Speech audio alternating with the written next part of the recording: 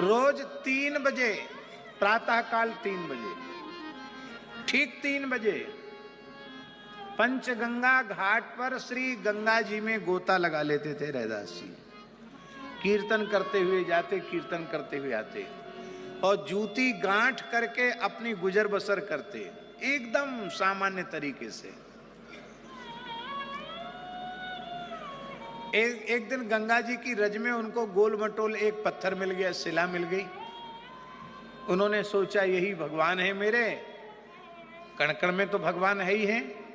उस गोल मटोल श्याम वर्ण की शिला को लेकर वे अपने घर आ गए, और स्वयं तो नीम के वृक्ष के नीचे रहते थे, और अब ठाकुर जी आ गए तो उनके लिए तो कुछ न कुछ छाया वाली जगह होनी चाहिए।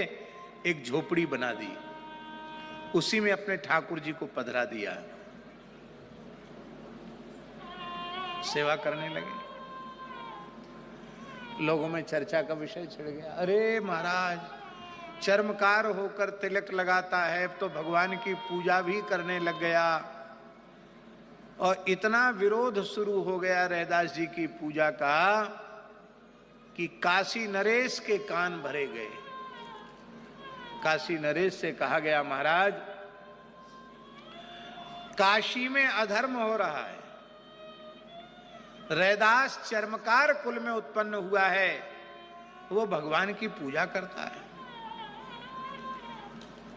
जानते हो इसका परिणाम क्या होगा? त्रीणि तत्र भवन्त्येव दुर्भिक्षम मरणम भयम, या तो अकाल पड़ जाएगा, या महामारी फैल जाएगी, या कोई भयंकर भीषण भयकारी विप्लवकारी घटना घटेगी जो आपके संभालने से भी संभलेगी नहीं।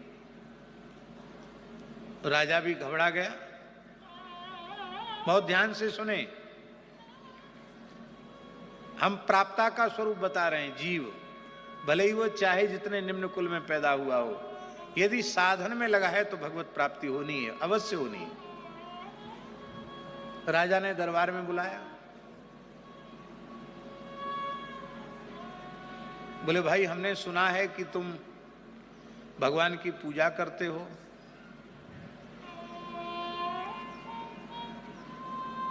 कहा महाराज करते तो हैं, क्यों करते हो?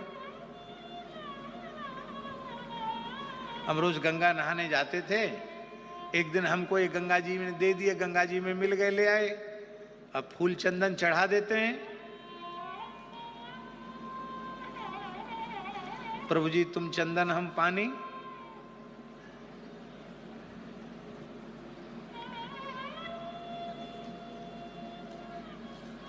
हम कहीं किसी मठ मंदिर की मर्यादा को भंग तो नहीं कर रहे हैं।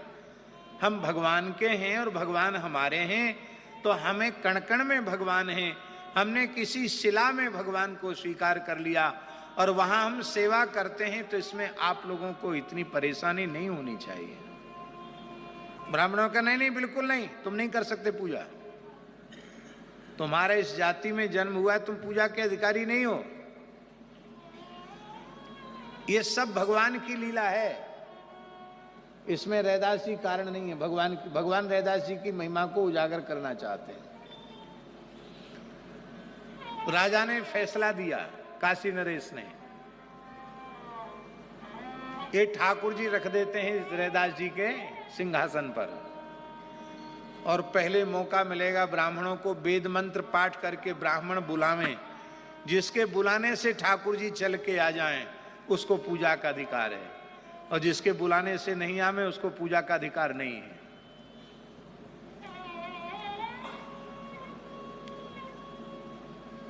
ब्राह्मणों ने सोचा ये तो बड़ी विकट परीक्षा हुई, चलो लेकिन चलो। ऋग्वेदियों ने ऋग्वेद का पाठ किया, यजुर्वेदियों ने यजुर्वेद की ऋचाओं का पाठ किया, सामवेदियों ने सामगान किया, अथर्ववेदियों ने अथर्व का श्रुतियों का पाठ किया। वेद पाठ करते करते उनके कंठ सूख गए, भगवान हिले डुले ही नहीं, क्योंकि वो तो पत्थर देख रहे थे ना, भगवान का अनुभव नहीं कर रहे थे। अब बारी आई रैदास जी की, आप बुलाइए।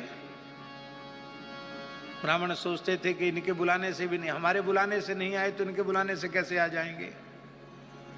और रैदास जी ने अपना तान पूरा संभाला और क्या कहा, जो तुम तो रो राम मैं नहीं तो, जो तुम तो रो राम मैं नहीं तो। देखिए कितनी दीनता है। आप बड़े हैं राम जी, आप कहें हमको रैदास की जरूरत नहीं है, आप हमसे रिश्ता तोड़ सकते हैं, लेकिन मैं आपसे अपना संबंध नहीं तोड़ सकता। क्यों? आपसे तोड़कर किससे जोड़ूं? मैं न जो तुम तो रो राम मैं नहीं तो, जो तुम तो रो राम मैं नहीं तो। गाइए, जो तुम तो रो राम मैं नहीं तो, जो तुम तोड़ो राम मैं नहीं तो, तुमसे तोरी कवन सो जोरू, तुमसे तोरी कवन सो जोरू,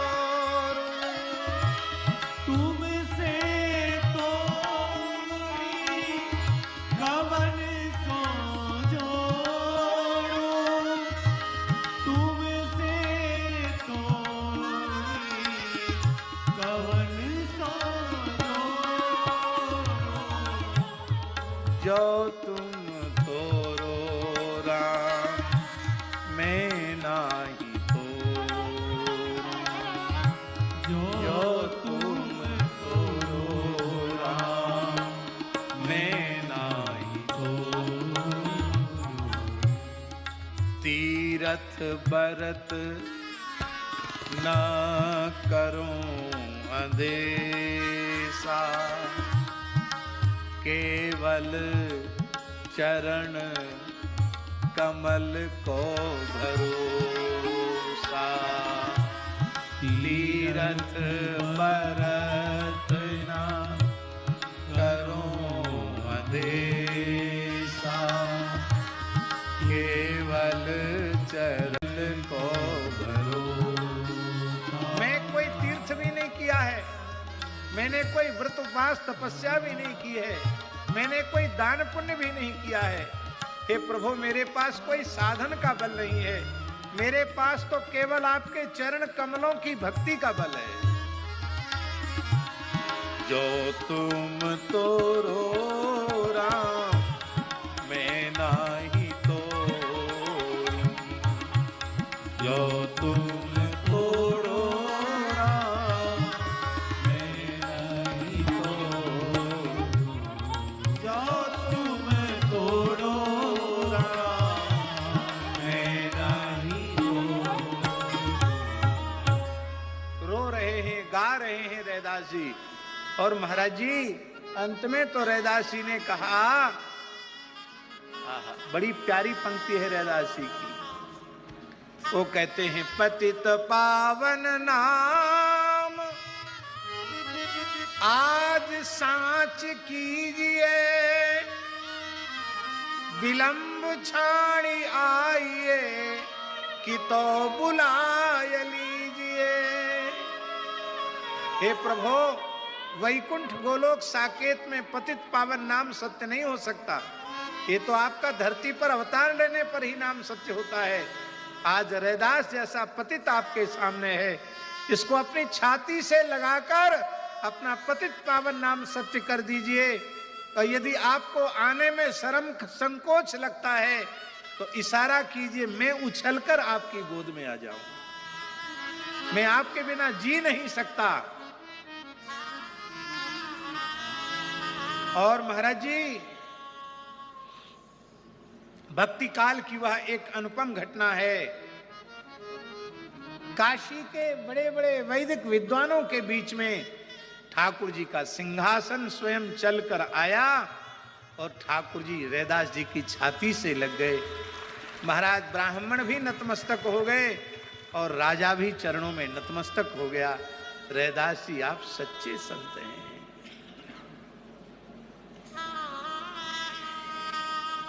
और वो रैदास जी भाव में भरे रहते थे, मानसी सेवा चलती रहती थी उनकी।